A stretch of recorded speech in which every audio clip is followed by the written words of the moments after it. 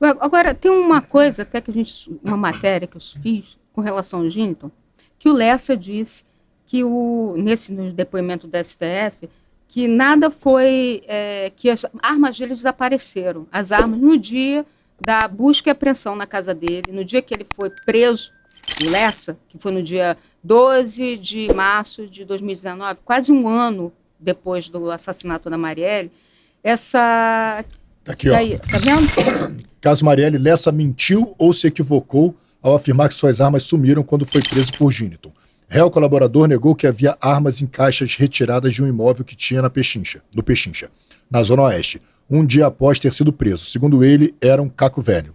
Pois é, essa história me chamou muita atenção quando eu ouvi o Lessa.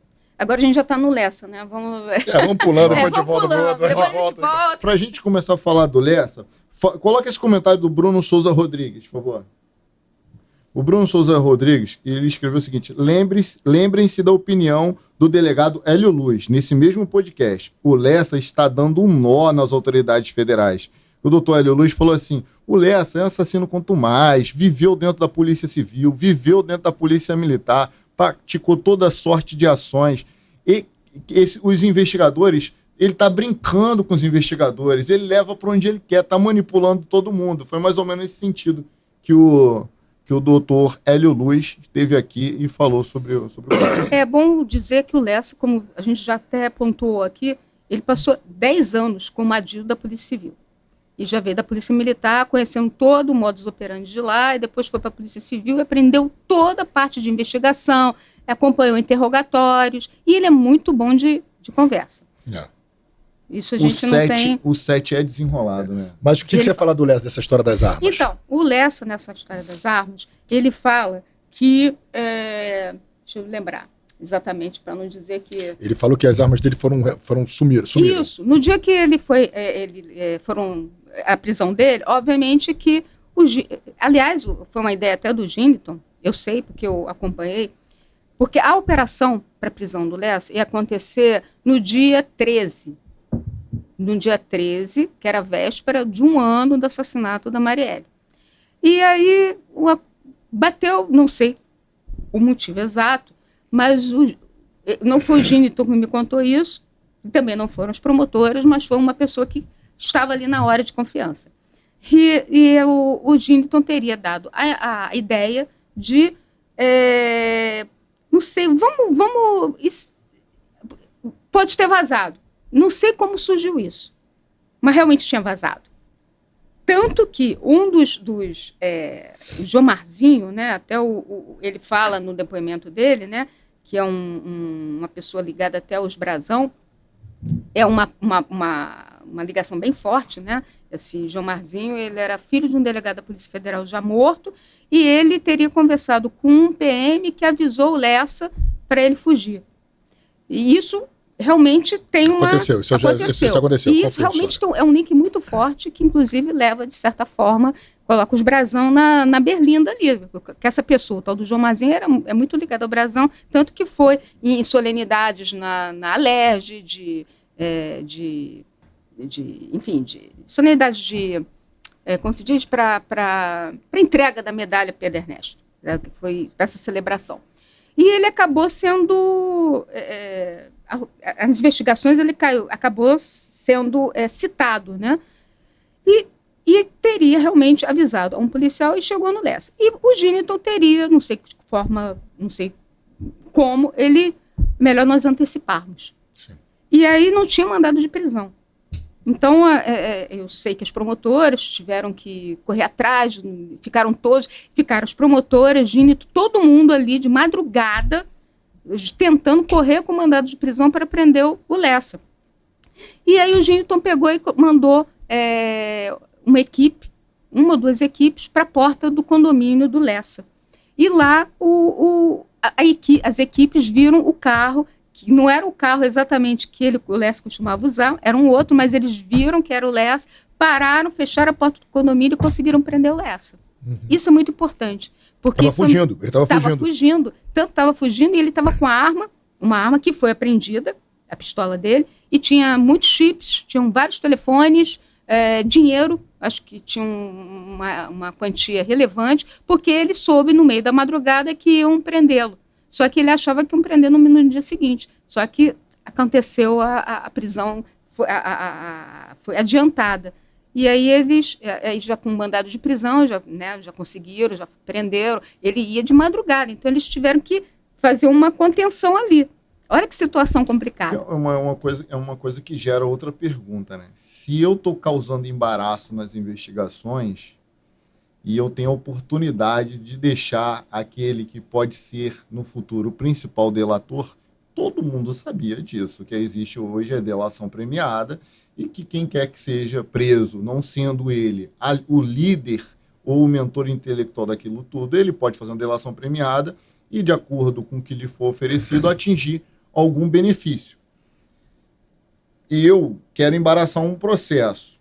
Sei que existe esse elo. Já indiciei o elo. Já qualifiquei nos autos. Porém, se esse elo for preso, eu corro risco dele me delatar. Por que então eu não deixo ele fugir? Outra coisa. Por que então, estando ele armado, eu não dou ordem para os meus policiais? Se ele estiver armado, pode passar fogo nele, tá? Legítima defesa, deixa que eu seguro aqui. E ainda sairia, corria o risco ainda de sair aplaudido. A Polícia Civil neutraliza assassino de Marielle. Eu consigo até ver uma bela de uma reportagem e a opinião pública aplaudindo. Porque é isso que gera uma pane no meu sistema. Será que o Giniton seria tão limitado ao ponto de... Eu estou embaraçando aqui o processo, mas eu vou prender o cara que vai falar que eu estou fazendo isso. Não é estranho? Sim, é estranho. O tempo todo, quando eu falo isso, o tempo todo eu fico pensando assim, cara, meu irmão, isso tá certo isso, né? Não tem um meme que fala, rapaz, tá certo isso? Bom, só voltando naquela matéria que eu acabei falando, das armas. Então, durante o depoimento dele, o Lessa disse, as armas foram apreendidas, eu não vi essas armas, sumiram. E ele acusou o Giniton de ter sumido com as armas, que teria feito um auto apartado só sobre as armas e que as armas depois não apareceram e que esse auto apartado também desapareceu.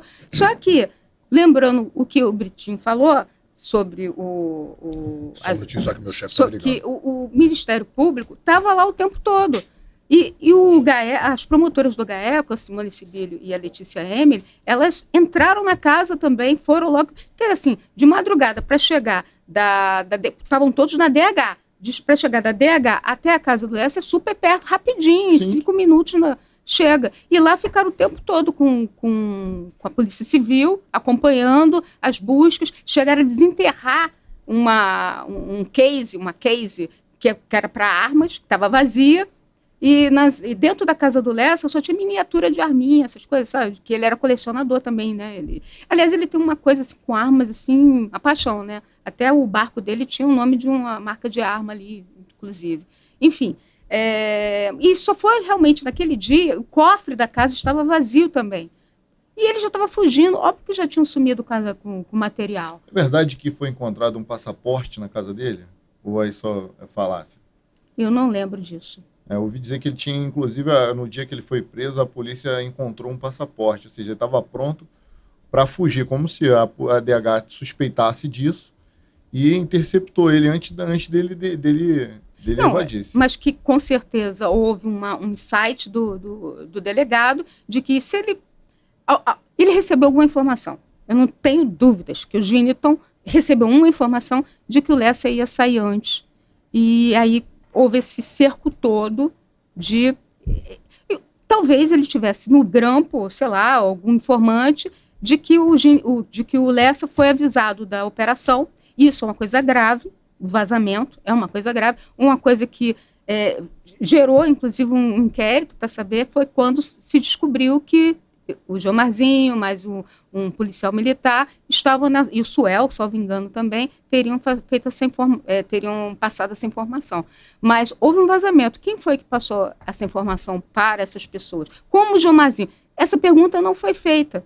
Ou foi feita, mas eu acho que o Lessa não sabia responder. Mas é uma coisa crucial. quem informou o João Marzinho, como ele conseguiu descobrir, tanto que ele falou, mas e o...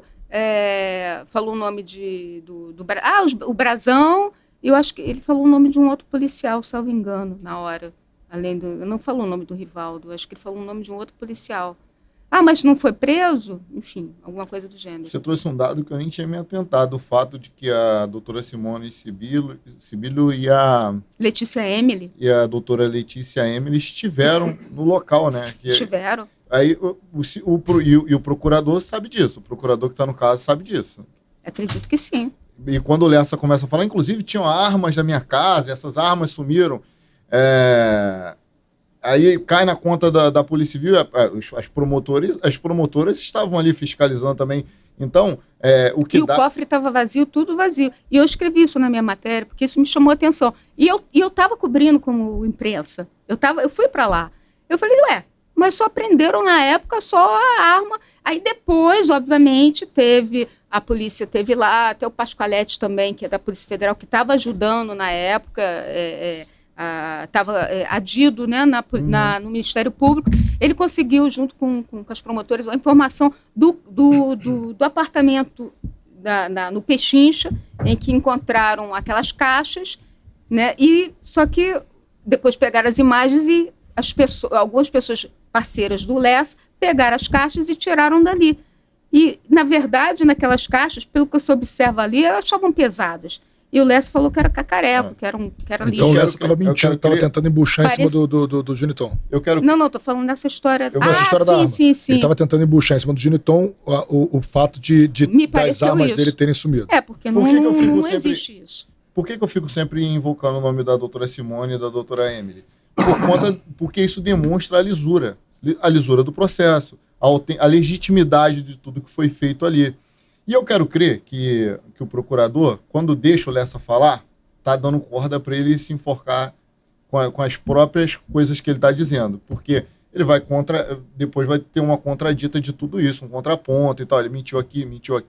Acredito, com certeza. Se for essa estratégia, está indo bem. Porque ele está deixando ele falar coisas que qualquer um que tenha acompanhado isso desde o início sabe que é mentira. Por exemplo, a situação de que ele disse que tinha mais armas na casa dele, sendo que toda a ação foi fiscalizada de perto pelas promotoras, que são as fiscais externas da Polícia Civil. Né? O que eu observo ali, nesses dias que eu fiquei acompanhando, é que o Lessa, ele fala a verdade, mas também mistura, que é uma prática, com coisas que não batem, porque né? para dar um pouco de credibilidade, vou botar um pouco de verdade aqui, um pouco de mentira, um pocão de mentira. Sabe aquele episódio do Pica-Pau?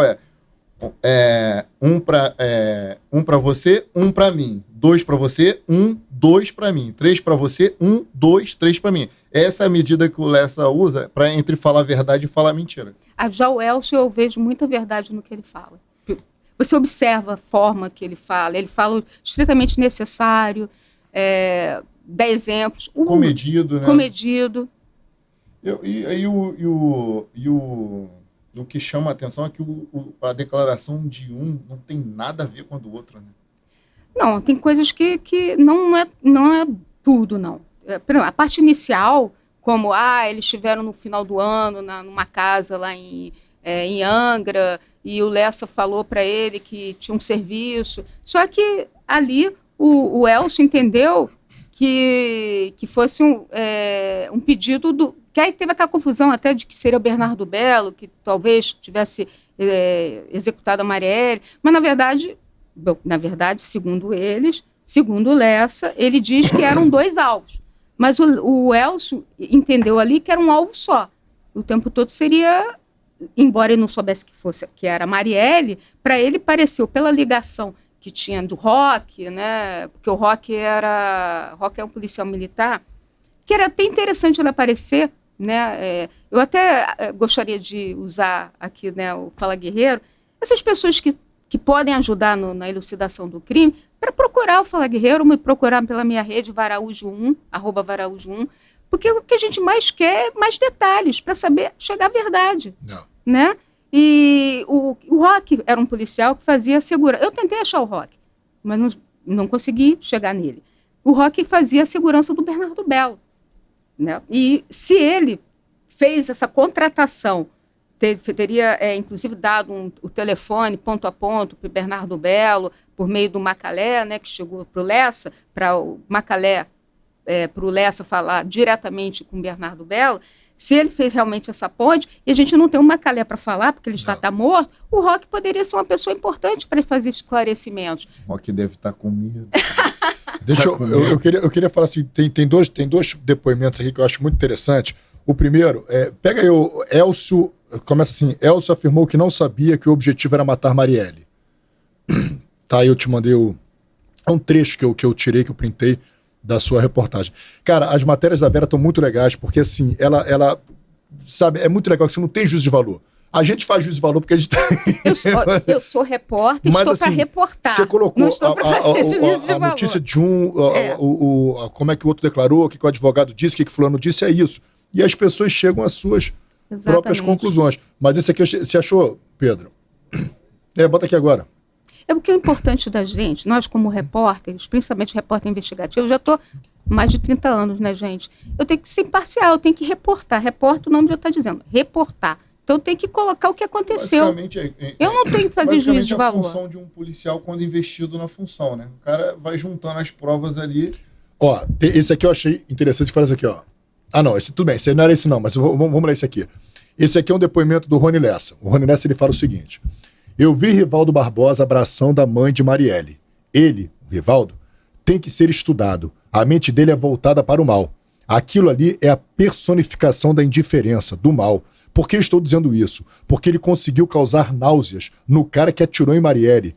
Quem matou fui eu, na verdade em conjunto com todos eles. Mas o que ele fez no dia seguinte de abraçar a mãe de Marielle, eu nem acreditei no que vi, disse Lessa. Quando eu comentei isso com Macalé, apontado pela Polícia Federal, como ela entre o delator e os irmãos Domingos e Chiquinho Brazão, o Macalé botou a mão na cabeça e falou, cara, cruz credo. Pois é. Aí eu fiquei pensando o seguinte, eu fiquei pensando no Lessa tendo náuseas, ou seja, a gente está falando de um cara, se ele teve náusea é porque ele teve uma empatia pela situação da Marielle, mas um cara que aceita dinheiro para matar outra pessoa, que ele não quer nem saber quem é essa pessoa. Ali não se tratava de um bandido, de um marginal, se tratava de uma vereadora que buscava fazer o bem, que tinha a vida dela. Ele não pensou em filha, ele não pensou na mãe, nem dela, nem do Anderson. Ele não pensou em ninguém, ele não teve empatia, não teve... Ou seja, é o típico comportamento de um sociopata, de um psicopata. Como é que um psicopata consegue depois olhar para a cena do Rivaldo e ter náuseas? E o outro que também colaborou, que intermediou, falou, meu Deus, cruz credo, como ele é capaz de abraçar a mãe da Marielle. Eu que matei. Eu matei, eu fiquei com náuseas. Então, assim, é uma coisa tão... Eu falei assim, meu irmão... Isso é nojento, né? Eu falei assim, pô, isso é piada, isso é brincadeira. Ele tá querendo... Eu falei assim, esse cara, assim, pra mim, isso é típico de um depoimento manipulador que tá querendo mostrar uma humanidade, uma sensibilidade diante das pessoas. Cara, a questão é a seguinte, ele recebeu dinheiro pra tirar a vida de uma pessoa. O que leva uma pessoa... Assim, será que essa pessoa tem alguma empatia pelo ser humano? Tem algum amor pelo ser humano? Amor à vida? Algum respeito? Alguma espiritualidade que seja? Pra depois vir e falar, porra, eu matei Marielle. Ele até fala, eu matei Marielle, pô, eu fiquei sem dormir.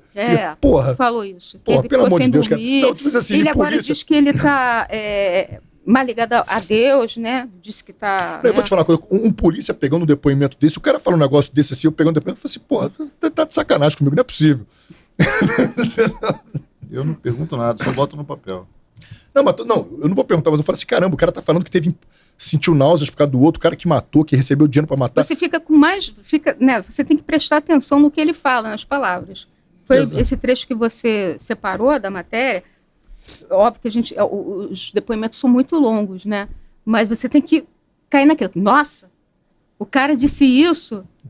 É muito forte. Qual o outro? Eu não te mandei o outro aqui do...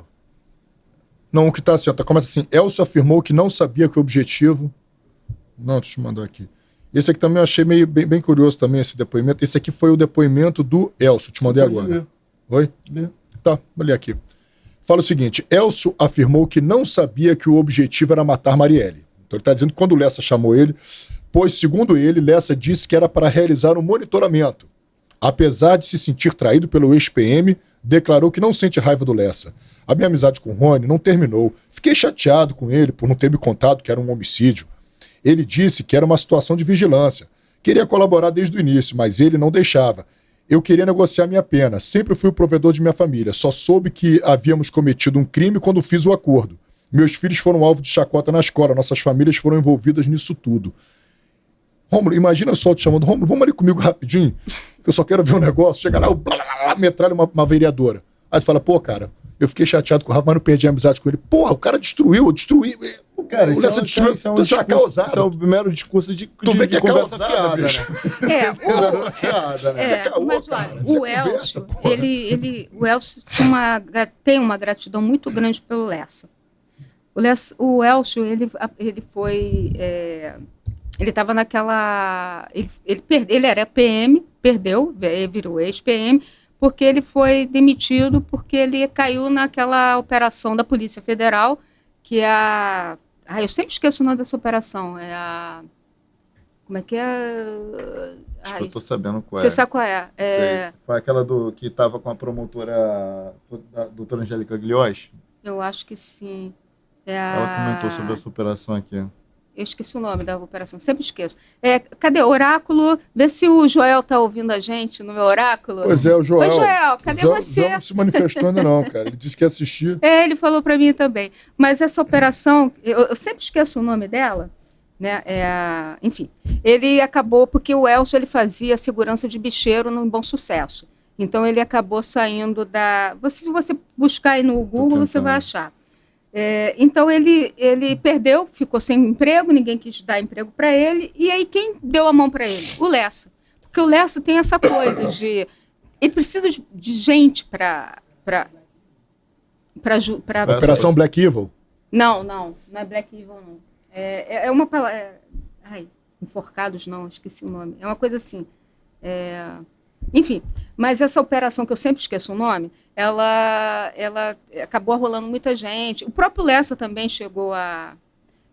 nossa, está na ponta da língua.